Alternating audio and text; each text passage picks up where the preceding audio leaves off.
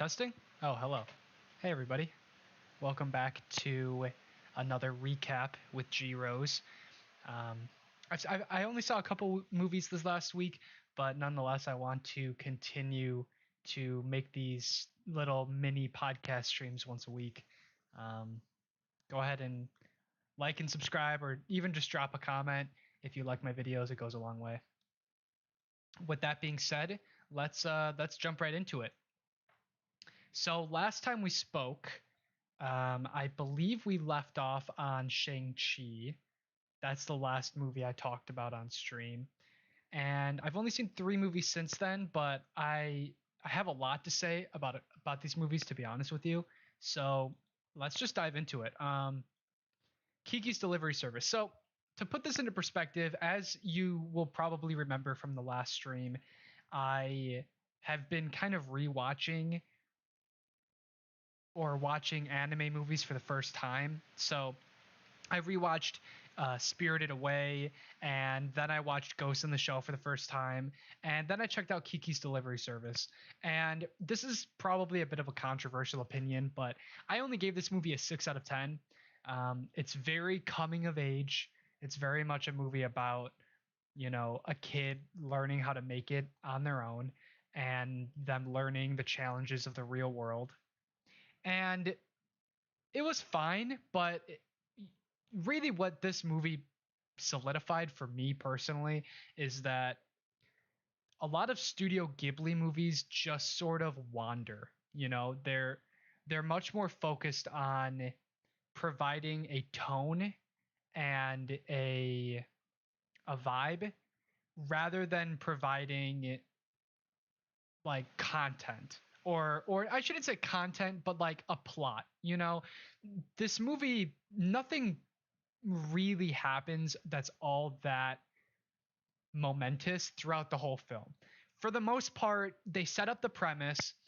It has cute characters, it has cute animation, and then you just kind of watch that world for an hour, and then the movie ends. So you spend your 20 minutes setting it up, you spend an hour watching it kind of happen, and then you have like a 10-minute finale. Um, and those movies in general, even looking outside of the anime world, they're just not for me. I'm someone that is really grabbed by strong plot with lots of momentum. I like to see things develop in that way, whereas this movie and a lot of other Studio Ghibli films that I've seen, they just sort of meander. And that's fine. I'm not saying that it's a bad movie. It's just, for me, there wasn't enough here for me to really bite into, and I found myself really spacing out by the end of it. And it's not that long of a film. Granted, it's from 1989, so you kind of have to have a little bit more leeway when it comes to at least like the animation. And even in general, movies were paced differently back then. And those who know me and know my taste know that I don't love those slower paced films. But I can stand a slower paced film if it at least builds to something satisfying. And I didn't feel that the end of this movie was satisfying really in any way. And honestly, this movie kind of made me less excited to watch like Totoro, which I haven't seen, or Ponyo, which I haven't seen, because I've heard that those films are kind of the same thing. They just kind of wander, and you either buy into the vibe and you zone out and you enjoy it for what it is, or you end up being someone like me. So take that what you will. All right. Next film. Wow, what a complete and utter different movie from Kiki's. Kiki's is this innocent, pretty, you know, film. And this is such a departure. And you know what? I want to spend a minute talking about this movie because it really took me by surprise. And, off the bat, I want to say this movie for me is a hard 7 out of 10. It's very, very close to the 8 out of 10. I could see myself bumping it up to an 8 out of 10 on a future watch. It's just that there are some weird acting slash writing choices that just feel kind of amateur that I didn't love. To put it into perspective, this movie was directed by the same guy that directed um, Bone Tomahawk. Bone Tomahawk is a Western film that, for the most part, is just a clean, well developed Western adventure film. And at the end of it, it My poop. turns. Thanks, Carlos, for unbelievable. Towards the end of it, it turns into this really ultra violent film. And this movie shares a lot in common. So it's the same director, came out in 2017.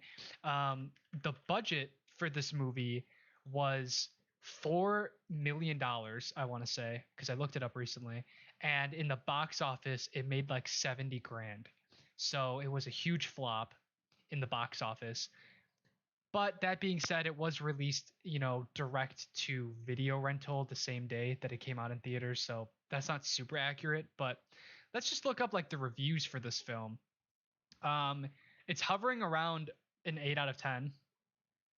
Over a third of people on Letterboxd gave it an 8 out of 10 or higher. So it's generally liked by people. It's just, I think it had no marketing and just no one really heard of it. And it's starring Vince Vaughn. He's got a shaved head. He plays kind of like a criminal, dramatic guy, which is something that I've never seen from him. I mean, I know Vince Vaughn from Wedding Crashers, like I've never taken this guy seriously. Did you talk about Malignant yet? No, I haven't talked about that movie yet, but it'll be coming up. So yeah, I mean, like, just looking like all of his comedies, like he's never really been a dramatic actor. I mean, he's been in some stuff that I haven't seen, I guess, but this movie was a huge departure from that, and it was mind blowing. I mean, this movie was so unique. Just the style of it was really unique, and the performances were like really interesting and dynamic. Like the characters had such like everyone just felt real in this movie while still having like a style. Like sometimes you watch a movie and there's just this untangible style added to everything. Everything feels a little bit elevated because it has a flair to it. And this movie feels so real while still having that flair. And I think that's why I liked it so much. The plot is really simple. Guy goes to prison and he screwed over the crime boss that he was working for, and the crime boss says, if you don't do what I say, I'm going to kill your wife, and I want you to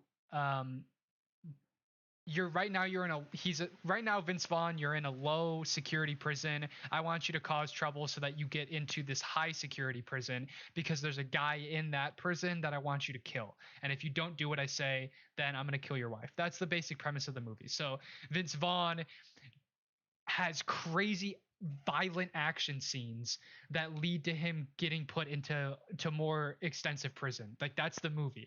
And for anyone that has seen Bone Tomahawk, you will understand how disgustingly gory these movies get. This movie's no exception. There are scenes in this movie that are burned into my memory that are so disgustingly violent, while still feeling realistic. There are other movies like Malignant that I'm about to talk about that are ultra violent, but they don't feel realistic. It's like a different thing.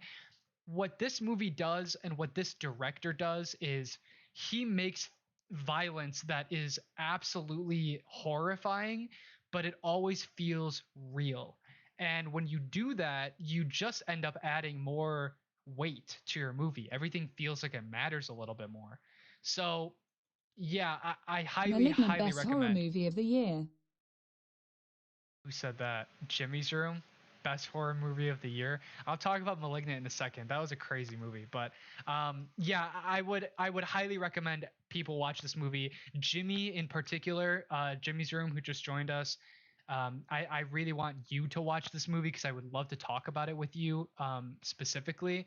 And I'm actually going to be watching this director's follow-up to this film, which also stars Vince Vaughn. I'm going to be watching that really soon too, just because this movie impressed me so much. So definitely check this one out. Vince Vaughn and Deb from Dexter. So there you go. All right, let's talk about Malignant. In all honesty, Red Letter Media has the best review for this film. I would highly recommend checking this out. Came out yesterday. They capture everything there is to say about this movie. I'd highly recommend you check out their review for a really in-depth deep dive. This video is 48 minutes that they put out. I'll give my opinion. I'll just start off by reading off my review, because this movie's so for those that don't know, James Wan directed this film, horror icon. He directed, films such as Saw, The Conjuring, The Conjuring 2, Insidious, Insidious 2, Dead Silence, Aquaman, as well as being a producer on all of the Conjuring sequels and Insidious sequels and Saw sequels. He's like a revolutionary horror director for those that don't know. So obviously this movie was greatly anticipated. Everyone wanted to go see it, and it was really, really weird. So I'll read my review. This movie really tried to be something unique, which I give it credit for. I'm going to get more into that. That being said, the acting was terrible, the writing was terrible, the sound design was terrible, and the entire film felt like it was 15 years old. Nothing really happens in the first act, and the third act is absolutely insane. It kind of feels like a bad Stephen King plot.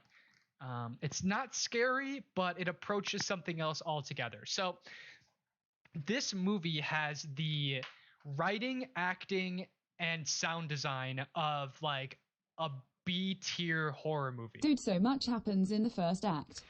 If anything, too much. I don't know. The first act was so fucking boring. And I think what I really was trying to say with this... So many insane plot points. I guess. What I'm trying to say with this is that... Very over-the-top Hymo. The whole movie was just a setup for the third act. The entire movie was a setup for the third act. The intro sequence could have been deleted entirely, and the third act is pretty crazy. It's kind of awesome. The whole movie is just waiting for the punchline, which is the third act of the film, which is the third act of this movie turns into this weird... Similar to Once Upon a Time in Hollywood. Kind of similar to that. But the whole movie is just building towards this weird tonal shift that happens at the end, where at the end of this movie it kind of turns into this weird Marvel action film. And up until that point, it's a crappy B movie, and it's really hard to say what James Wan's intent was. Red Letter Media talks about this in their review, but it's very difficult to tell if he was trying to make something that was an homage to B movies, or if he just made a shitty B movie. Because like I said, the acting and the writing and the sound design are so bad. I mean, there's this intro sequence, the intro credits are straight out of 2005 with a crappy rock song and weird flashy graphics and stuff. This whole movie feels so dated while being coded in great production style, because it's James Wan and he knows how to make things look pretty, but it's just Def and homage Imo, otherwise it would be insanely out of character for one. Yeah, maybe it's an homage, but even still, it's not. Number one, it's not that out of character, because James Wan made Aquaman, which was dated as fuck. He made Saw, which is only as good as its presence and production design, because the acting in that movie is horrendous. Insidious falls apart entirely the second half. He makes iconic movies, and this movie is iconic, but he's never been known for great writing or great acting. He's been known for interesting premises and good production design, and usually spooky sequences. But this movie isn't scary at all. And so it's really hard to tell what he was trying to make. Because if it was at least scary, we'd be having a completely different conversation. If this movie had a single spooky sequence in it, it would be you know what I mean? I would rate and talk about this movie differently, but because this movie isn't scary at all, it's really hard to tell what it is. I don't know what this movie is. This movie is the closest thing I've ever seen to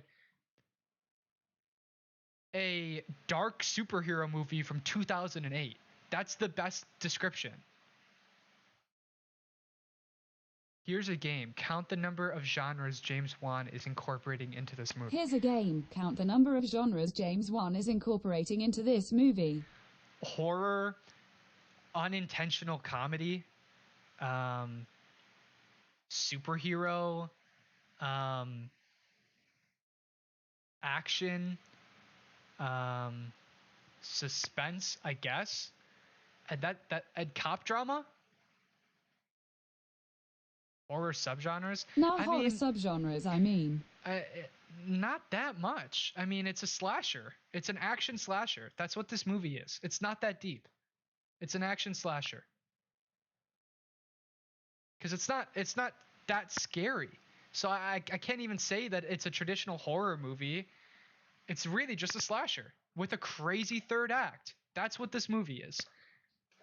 And slasher, haunted house, psychological thriller, crime drama. I disagree. It's not a haunted house movie at all. I would also disagree that it's a psychological thriller. Don't think it's a psychological thriller. There's nothing psychological about this movie. I would say it's a thriller. I'll give you that. But psychological implies that there's some deeper meaning to the plot, in my opinion. It has a twist. First two, definitely a haunted house. I disagree. 2/3. I don't think it's a haunted house film at all. Because, like I said, almost nothing scary happens in the movie. And when scary things happen, it's not haunted house horror is a typical James Wan movie where a character walks into a room or a location and Now the question the whole movie is whether she can trust her sanity. Let me finish a thought. The whole movie, a haunted house horror is when a character enters a setting and something uncharacteristically scary happens with the set design or the monster design. Like think of It or The Conjuring or Annabelle 3. A haunted house horror is when the horror sequences are mostly disconnected from one another. And it's really just a collection of random scary things. This isn't that. Every single horror sequence in this film is consistent. It's just a scary guy violently killing someone. There's nothing disconnected about the sequences. So I would disagree. I don't think it's a haunted house horror. It's a slasher. A bad guy walks into a room and he kills someone. He doesn't do it in some spectacular way most of the time. It's just a slasher movie. Psychological, fine. If you want to say that because you debate her sanity, it's a psychological thriller, I'll give you that. Don't really care. The point that I'm making is it's really there's two scenarios here that are true. Either one, James Wan purposely made a bad movie as a parody / homage, which is like the greatest prank of all time, because he convinced Warner Brothers to give him an empty check and he turned it into a shitty B movie cop drama with ultra violent gore at the end, which is unheard of, right, for any studio to greenlight. So it's either A, the greatest prank of all time, or B, he tried his hardest to make an actually scary good movie and he doesn't understand how bad his writing and acting is. I find it more likely to be B. I really do.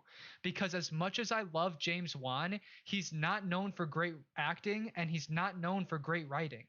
He's just not. This movie has good acting. That's it. And this movie has good acting because it's like the same actors. The writing in all of his movies is garbage. From a production standpoint, he mixes a lot. He takes a lot of wide angle spinning 360 shots from Aquaman. He takes character and sound design from Saw. um but man, the music in this movie was so bad, dude. It was either like generic scary piano or like Where Is My Mind rock remix. It was so odd, dude. Like, this movie felt straight out of 2008. I'd highly recommend seeing it because for the amount of things I dislike, there are an equal amount of things that I do like. And I really think there's something to be said about the best pieces of art are pieces of art that really go for it. They really try something new and unique. And the greatest things of all time and the shittiest things of all time are right next to each other. You know what I mean? You have the shittiest things of all time, and it's like a circle, and it's, it gets better and better and better and better, and then it becomes the greatest thing of all time, but you're so close to becoming shitty again. And this movie lives in that gray area where it's trying to be something unique, and it is. This movie is unlike anything I've ever seen before because of the collection of elements that are within it. But it still is full of just laughably bad acting, laughably bad writing, laughably bad dialogue, laughably bad like camera angles, like weird wide angle stuff that feels like I think it's supposed to be played for humor. How many insane plot points happen in the first 1/3 of the movie? But I don't know if it is being played for humor. If it is, that's awesome. And like I said, you should check out the Red Letter Media review because they talk about this. It's really hard to tell what the intention was for this film, and I think that's why it's so hard to rate it, and that's why it's so divisive, because if you look at it through the lens of a parody movie, it's better. I mean, look at the reviews. Look at the review. 8, 7, 6, and 5. 8, 7, and 6 are equally distributed basically, and like the spread is just insane. Like, no one can decide. The fact that we don't know for sure IMO is the best part. Yeah, it's cool. It's funny. The lift yourself of movies. The lift yourself of movies. I mean, sure. Like, if you want to give it credit for writing the genre line, that's fine. And I give it credit too. It's the first sentence of my review is I give this movie a lot of credit for going out there and being something different. And I will rewatch it because of that, because it is so wild. But it's really hard to tell if it's intentionally bad or not. And in my opinion, regardless of intent, it still is bad. There are a lot of elements that are just bad, and it borders on fun. I think it does turn into funny bad, and that's why this movie will live in infamy, because it's funny bad. It's not boring bad, but it's bad nonetheless. Most of it is pretty bad. It's just so weird to see a bad movie with this level of polish, this level of payoff, because it has a great payoff. The third act is pretty fantastic. It just doesn't belong in this movie. It's so, there's so many elements that are like mishmashed together in a movie with an insane budget. I mean, the budget for this movie was $40 million. And for the acting and writing to be so bad in a movie with $40 million budget is pretty wild. And it's not even just that. It's like I said, the mixture of genres, and I don't know. This movie's a lot to process. I recommend you check it out. I wouldn't pay to see it, unless maybe if you wanted to go to like a really crowded movie theater experience so you could like laugh along with the audience, but temper your expectations and understand what you're going into. It's barely a horror movie. It really is. It's more of a slasher, and if you go in with the intent that it's a parody, you might have a better time, because the first sequence of this movie, Natalie literally turned to me in the theater and said, "Is this a joke?" And after the movie ended, she told me that she expected someone in the movie to go and cut. All right, that was great, everybody. Let's wrap it up. And like it was like a fake movie. You know what I mean? Like that's how laughably bad and B movie esque elements of this film are. And so if it's intentional, we have to remove the cancer. Like it's crazy, dude. Like crazy We zoom. have to remove the cancer. Right. Like imagine like crazy zoom shot and then we have to remove the cancer. Like just really cheesy out there stuff. But that being said, everything that I've said so far, for the amount of things I disliked about this movie, there are an equal amount of things that I do like about this movie, which is why I have to stick it just 5 out of 10 right down the middle. On a rewatch, I could see myself giving this like a heart, like a like, but as of right now, this is where it's gonna live. Um, really something special there. Thank you for joining me. I want to do these every single week. Next week, I'm going to be out of state in Seattle, so probably not going to be uploading then. But thank you, Jimmy, for joining and contributing to chat. I really do enjoy this. I'm sure that we could get together and do a podcast about some of these movies. I would actually love to do a podcast with you about Cell Block 99 and the follow up, Dragged Across Concrete, because I think that director does some interesting things that I know, based on what you've told me, I know you'd like those movies for how unique they are. Um, Again, thank you for watching. Follow me on YouTube, Twitch, Facebook, Instagram, whatever. You'll find it. And peace out. See you later.